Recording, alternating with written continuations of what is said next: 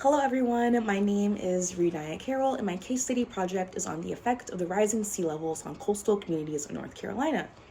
The rising sea level is due to both natural factors like shifts in climate and topography and anthropogenic factors such as accelerating global warming or using unsafe practices like groundwater pumping and building hard structures to limit flooding and causing coastal erosion. This has caused coastal sea levels to be much higher than the global average, and this has placed coastal communities in North Carolina, oftentimes minorities and those of lower income, to reap the economic, environmental, and physical consequences.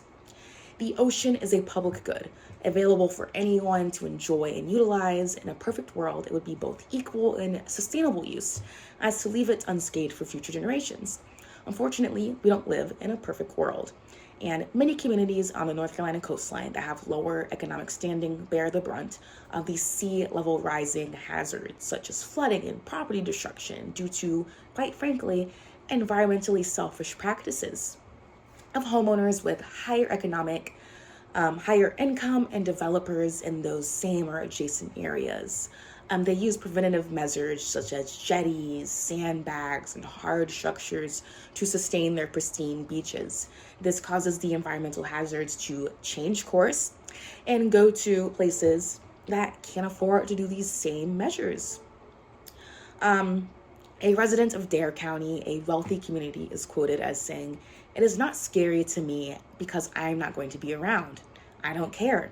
All I worry about is if my home will disappear in a hurricane. But as for the water going up, I don't care about it. I am not going to live that long." This attitude is what causes the tragedy of the commons to occur, and these actions being taken will eventually affect the entirety of the beach, causing devastation to affect everyone. There is often preferential treatment to communities that are centers for ecotourism, like in the Outer Banks and their wild horse tours. And in 2012, the North Carolina House of Representatives actually put a stop to a bill that would have allowed scientists to use better research into sea level rising. They did this in favor of construction companies who wanted to develop on the coastline and investors who might not have given their funding had there been on record the coastline was rising. The communities of color were left behind and overlooked, even though they are the most vulnerable to the sea level rising because of factors like poverty or being in more isolated areas rather than the coastal properties. This disparity can be seen in many counties along the coast, but I'll give you an example of two. In Dare County, their population is 94.2% white, with their median household income being $54,000 and the median value of their housing being $321,000. In comparison, Washington County is 49.6% Black, with their median household income being $20,000 lower and their median home value being $200,000 lower.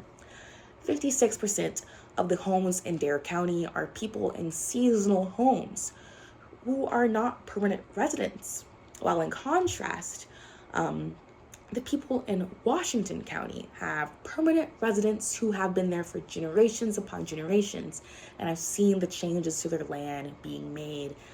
Even though Washington County has more permanent residents, and these are people who actually live there, they get the short end of the stick when it comes to aspects such as research and mitigation policies, outreach programs, and any type of government assistance or subsidies. Environmental justice, though, can help shed light on these issues and resolve them. Lower income residents of color don't get the same benefits and protection as their wealthier and oftentimes white counterparts. To circle back to the two counties of Dare and Washington County, Dare, which is a mostly white and wealthy community, has high economic resources and they receive medium risk information, but they have low trust in science and low trust in regulation. In contrast to this, the Washington County, which is mostly Black, has lower income and low economic resources and low risk information, but a high trust of science and a high trust of regulation. This shows the difference in beliefs of people with differing backgrounds. Rural communities of the Albemarle Pimlico Peninsula that have a large population of indigenous people, it's predicted to have 42% of that area to be flooded in an economic loss of $14 billion. Yet, they have next to no research and resources to stop this problem. It is a systemic issue with aspects like race and income playing a big role in how people are treated, along with their quality of life, that can be looked at with an intersectionality lens. Many communities and scientists, though, are addressing how to make communities more resilient and giving them the knowledge they need to protect themselves. In conclusion, the rising sea level is a huge issue for the North Carolina coastline. This is a multifaceted problem and consists of many anthropology topics such as environmental justice, the tragedy of the commons, and intersectionality.